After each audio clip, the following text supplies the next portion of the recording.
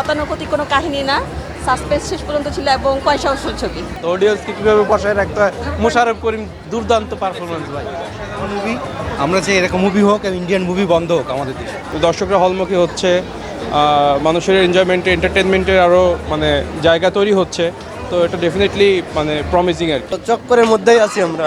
Fine fine detective thriller mysterious. চক্করের ভিতরে আছি।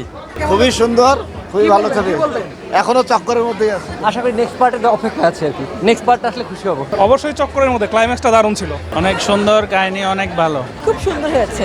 চক্করের ভিতরে আছে, আসলে এক্সেলেন্ট, টুইস্টটা ভালো ছিল। ভালো টুইস্ট ছিল লাস্টে, and that was good, really good. ভালো লাগছে অনেক। হ্যাঁ, স্টোরি টেলিংটা অনেক ভালো ছিল। তো অসাধারণ, ঈদে এরকম মুভি খুব কম বার হয়েছে, খুব ভালো লাগলো। অনেক ভালো, জোস, সুন্দর কাহিনী। ভালো লাগছে। পুরো মুভিটা আর কি চক্কর দিয়ে ভরা। Waiting for the second part. এটার মধ্যে আরেকটা পার্ট হবে। 10 আউট অফ 100। খুবই সুন্দর, খুবই সুন্দর, চমৎকার। Everything was good. হ্যাঁ, চক্করে ছিলাম। খুবই ভালো লেগেছে। হ্যাঁ, কাহিনী থেকে শুরু থেকে শেষ পর্যন্ত খুবই ভালো লেগেছে।